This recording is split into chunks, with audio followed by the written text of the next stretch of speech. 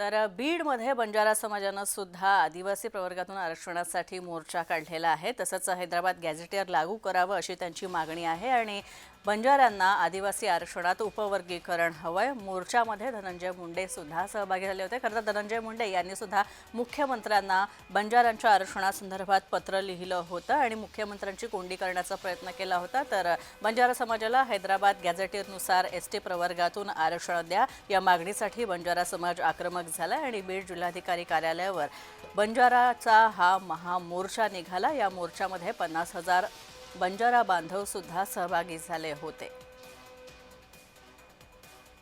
आमिर हुसेन आमचे प्रतिनिधी आमच्या सोबत आहेत। आमिर, हा मोर्चा आज बंजारा समाजाचा निघाला होता मुख्य मागण्यांसह आणि विशेष म्हणजे धनंजय मुंडे सुद्धा या मोर्चात सहभागी झाले होते।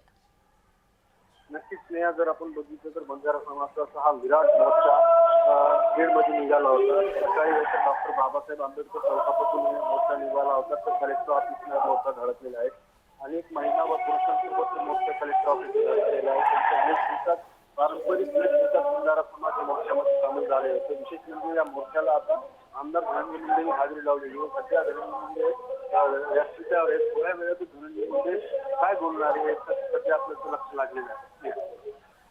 नक्कीच आपण पाहतोय की बंजारा समाजाचा हा मोर्चा निघाला होता बीड